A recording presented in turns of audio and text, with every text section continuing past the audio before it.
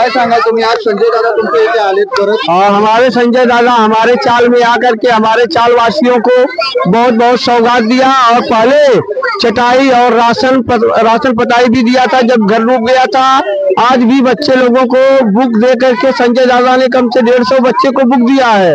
150 बच्चे लोगों को बुक दिया है और उनका अनुदान बहुत आभारी है हम लोग के लिए। हम लोग हमेशा सदैव संजय दादा के लिए तैयार रहेंगे और तैयार हैं।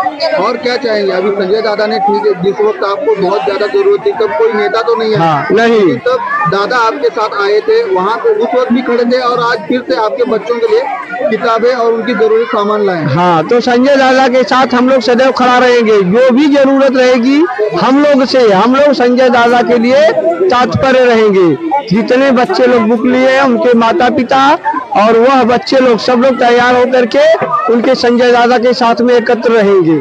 जहाँ बोलेंगे वहाँ संजय दादा वहाँ जाएंगे। वो लोग के लिए हमेशा सदैव रहेंगे।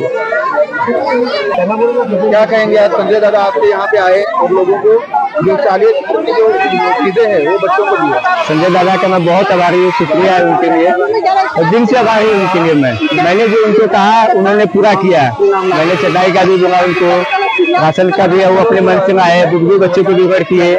मैं उनको बहुत धन्यवाद और थैंक यू बोलता हूँ। और संजय दादा और सदैव ऐसे आगे बढ़ते रहे और हम उनके साथ रहेंगे।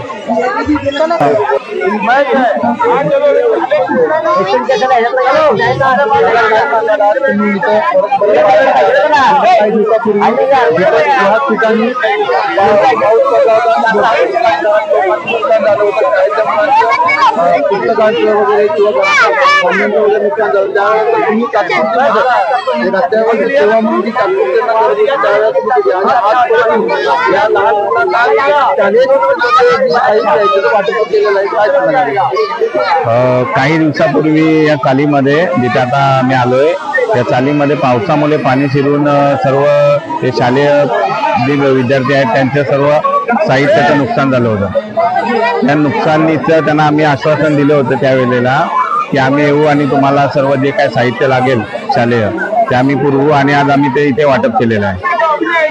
शिवसेनेची सर्व टीम आमची सोबत आहे आणि आम्ही इथे ते वाटप केलेलं आहे। काय सांगाल आज आपल्याला एक जी लहान मुलं आहेत ज्यांना विद्यार्थी खूप गरज असते त्या मुलांना तुम्ही त्यांच्या शिक्षणामध्ये थोडी पूर्ण फुलाची पाकळी एवढी आपण त्यांना हातभार लावतो, याबद्दल तुमच्या मनात काय? शिक्षण आजच्या युगामध्ये शिक्षण हे महत्वाचं आहे आणि त्याच्यामुळेच या मुलांचे जे काही त्या दिवशी काय नुकसान झालं त्यांचे वह्या पुस्तकं वगैरे सर्व भिजलेले ते फोटो सुद्धा तुम्ही मीडियाने कव्हर केले होते।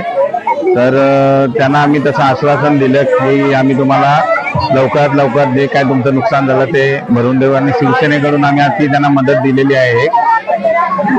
अजून काय पुढे तुमचं प्लॅन आहे? या मुलांना तर झालं पण अजून या सरकारमुळे किंवा इथल्या महानगरपालिकेच्या दुर्लक्षपणामुळे हे सगळं घडत आहे, याबद्दल काय सांगा? आता काही दिवसापूर्वी जी काय परिस्थिती झाली ती पुन्हा इथे होऊ नये याच्यासाठी आम्ही नक्कीच इथे काही ना काही उपाययोजना करू। इकडचे जे नागरिक रहिवासी आहेत त्यांना आम्ही सोबत घेऊन आणि त्यांच्या काय समस्या असतील त्या आम्ही शिवसेनेच्या मार्फत नक्कीच सोडवू आणि तसंच आम्ही आश्वासन सुद्धा त्यांना दिलेलं आहे।